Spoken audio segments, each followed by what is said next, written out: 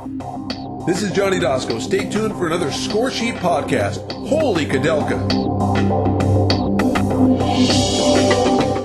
Hello, and welcome to another Score Sheet podcast. Today I'm happy to say we have a gentleman, Brent Hershey, who has been a Score Sheet player forever, and also, along with Ray Murphy, last year took over the managerial reins of BBHQ, which is a company Ron Chandler formed way back about the time we started Score Sheet in the late 1980s. How are you today, Brent? Doing well, Jeff. How are you? I am excellent. As we were talking about a little, you guys got your baseball forecaster book out a month or two ago. You got your minor league analyst to the printer a couple weeks ago, so you're kind of out of the book business for a minute and getting to concentrate more on the website, eh? Yes. Crazy thing for us is we try to get the forecaster out beginning of December or so it's out for the Christmas season. But what that means is it's pretty much pedal to the metal for us as soon as the final pitch for the regular season is thrown. So we spend all of October and into November getting the forecaster ready. Then from there we go right into the minor league baseball analyst, a book that deals with all the prospects, scouting reports of over 1,000 prospects and stuff. And then that goes to press very beginning of January and should be out to those who ordered through us in the next week or so, actually. So yeah, it's a busy time, and here we are at the end of January, and it's time to get ramped up for spring training already. Baseball is kind of a never-ending 12-month-a-year process. For those of you who, like me, I'm kind of in my 50s, so I still like books. You know, obviously, these days, you can get a ton of information on the website, including BBHQ. But if you like books, The Forecaster and The Minor League Analyst, can't recommend them highly enough. Speaking of the website, we have just kind of integrated some more Score Sheet stats into the BBHQ player list on the web. So you want to talk a little about that, Brent? Sure. One of our features at Baseball HQ is we call it Player Link. It's basically our player database that has each player's historical stats and indicators that we use. Also stuff like sort of news archive. Whenever we do longer features on articles, they go in that section, can be found, via the Player Link.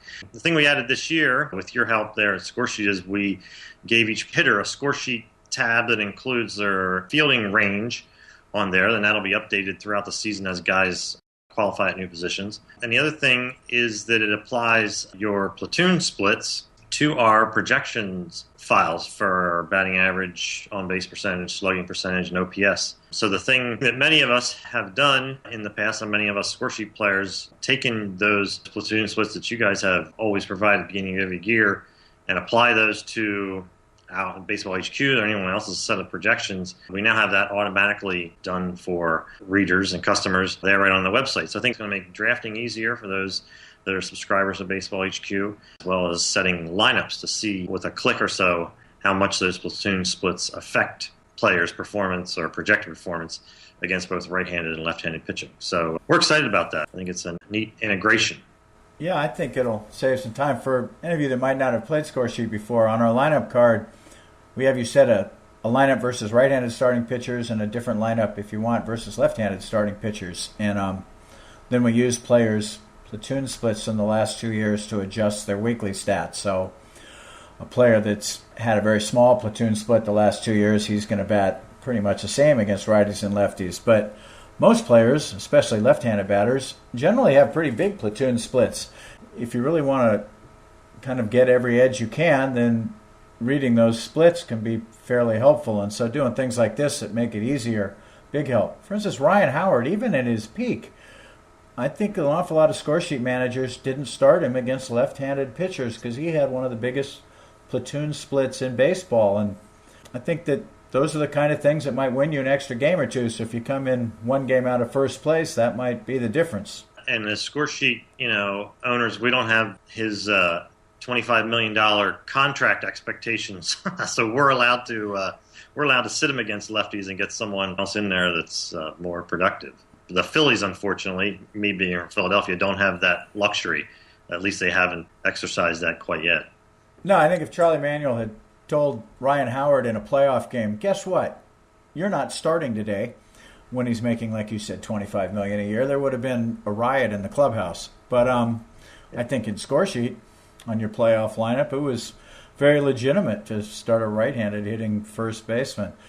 In fact, a fair number of folks, obviously we'd all like to have the Mike Trouts and Albert Pujols in his prime and all, but you can actually put together a pretty good left fielder or a first baseman if you get a righty and a lefty, especially if they both have big platoon splits, and then you platoon them on your lineup card.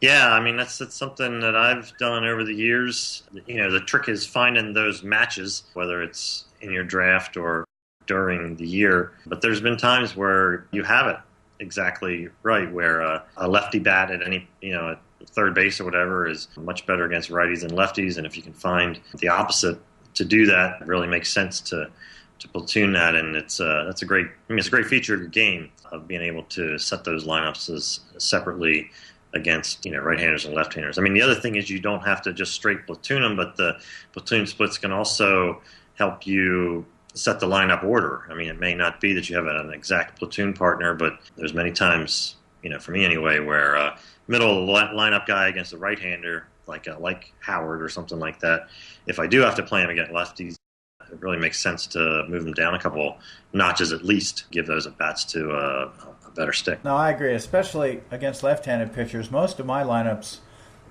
I generally don't have any left-handers batting above maybe fifth in the lineup against a left-handed starting pitcher. So yeah, even if you don't bench a guy, just moving your lineup around.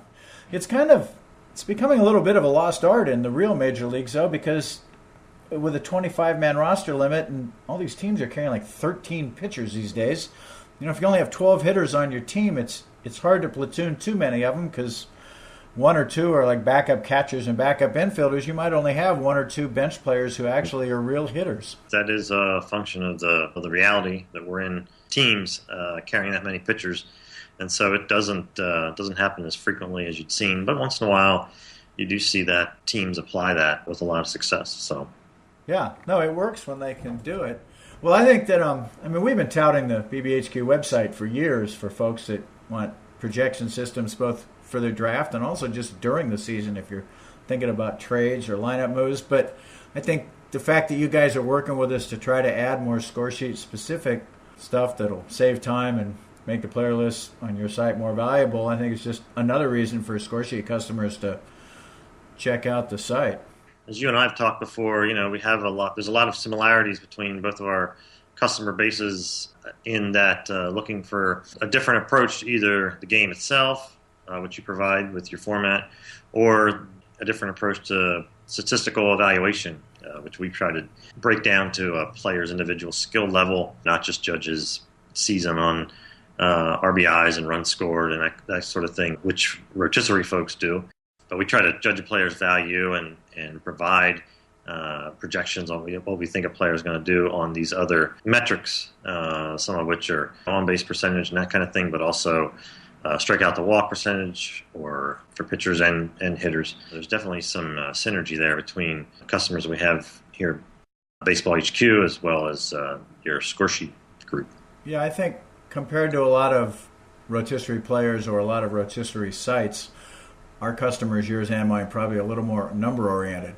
Plus, the nice thing about BBHQ over the years is you don't just spit out a number. I think Ron Chandler always made it that he always said the process of coming up with the projections is more important than the final number. So you guys have always done a good idea of saying, well, this is his batter's batting eye, and this is his power over the years, and these are his ground ball fly ball ratios, and based on all of these things that we're going to give you, this is the projection, and then people can kind of fiddle with it as they want. Yeah, we do. We try to take a wide picture of a player's skill set and all those things that you mentioned, as well as how durable the guy has been as far as injury-wise, his age, certainly. Is he on the upswing, or is he getting a little older and more susceptible to injury?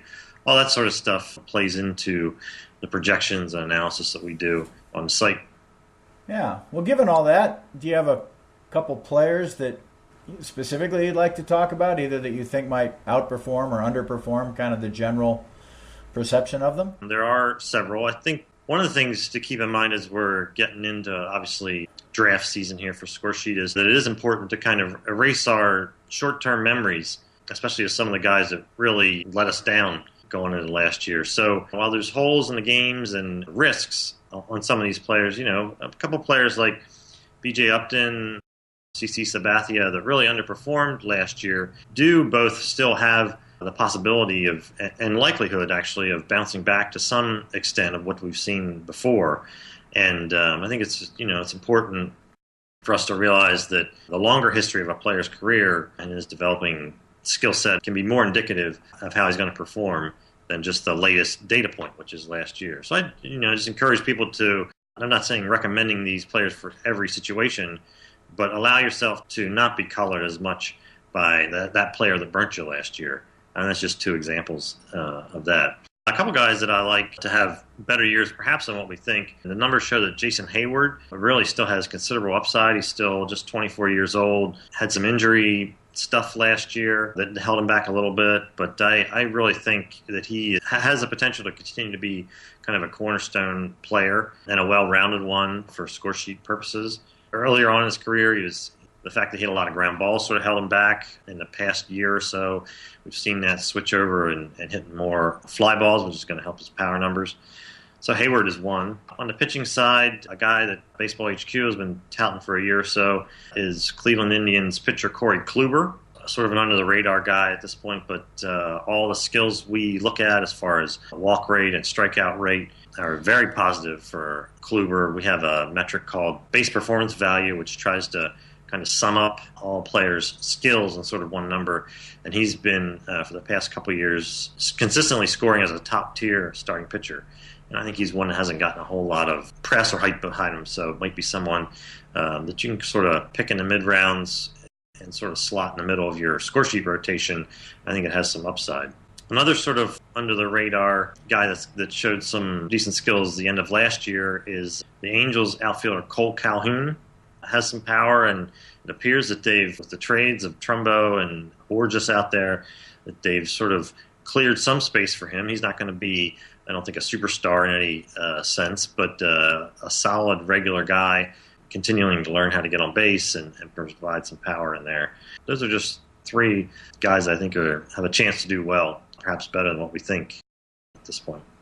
Well, I'm hoping the guy in my one league that has Hayward didn't hear that, because I've been trying to trade with this guy I've been friends with for 30 years. And he is one of those guys that pays more attention to last year than he does previous years. So I'm hoping I can pry Hayward away from him. Those other two guys I hadn't really thought of.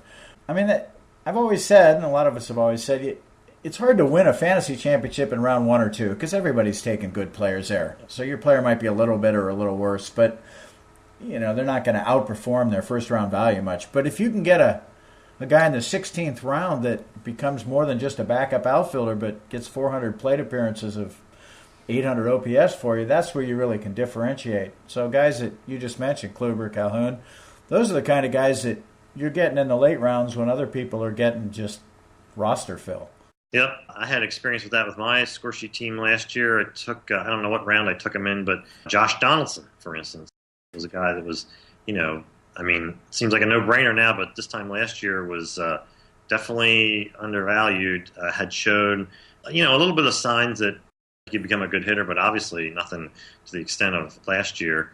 And, I should have checked before I came on when I drafted him last year, but he's obviously a strong keeper for me in one of my leagues. That's a big win when you come up with that. Yeah, no, I like kind of looking back at last year's projections and seeing, okay, this guy was projected to go in the 8th or 9th round, was a good value pick in the 8th or 9th round, had a bad year, now I can get him in round 20, or like a B.J. Upton. And you find some of those guys, and sure, not every one of them is going to work out. I mean, B.J. might just have fallen off the map. But if you pick a few of those guys and you're spending around 20, around 22 picks on them, you don't need everyone to work out. You just need couple, 3 of them to work out, and you're suddenly, they bounce back to where they were 2 years ago. They're a 6th or 8th round value player. Mm-hmm. And the format of score sheet, we talked about platoon splits earlier. At the end, getting near the, last third of a score sheet draft, look at those types of things and hope to find even a shred of value here or there. A guy that can really mash lefties or whatever like that and I don't have really a right-handed pinch hitter. That's when I try to look for that, any bit of kind of upside in the skill set. I think that's something that you can do in a score sheet game and kind of be rewarded like that. that doesn't as often happen in kind of a standard roto league. Now, in roto leagues, the part-time players really don't work for you very well. But in score sheet, they can be pretty valuable. Yep. Well, hey, for any of you folks that maybe haven't never checked out the BBHQ website, I highly recommend it. They have a variety of free information, and then they have subscriber packages for those of you that really want to get all of the information they can provide. We've been doing things together, Scoresheet and Ron Chandler, now you, Brent, and Ray, for 27 years now. We've both been in this business, and I just can't recommend it highly enough. It is interesting that our companies or whatever have been at it that long. It's a good relationship we have. One of the things for us that we've just started doing in the past couple of years that your customers might be interested in is we do have just a draft prep subscription, which is just $39 and runs from when you sign up now through the end of April. So that gives you a taste anyway without a huge commitment of kind of what we're about, the type of analysis that we do, from daily transaction analysis to different analysis of players' skills broken down by, hitting skills, starting pitcher, relief pitcher skills. There's different more numbers-oriented research pieces that run every week. And as well, a bunch of strategy articles specific to game format, including some scoresheet-specific articles. But I think you'll find also that the way that we do the player evaluations and that we do our analysis is something that certainly scoresheet players will find value for. And that's, it's a kind of a unique feature for us that we feel like not every sort of information site gives players like that, which is, that it's often roto-based. We hopefully do it in a way that it can be useful for anybody playing sort of any sort of thing. No, I think your site offers great stuff. Well, hey, it's been great talking to you, and I'm sure we'll chat again during the off season. Sounds great. Thanks for having me on, Jeff, and best wishes to you and your teams in 2014. Yeah, thank you. Thanks, Brent.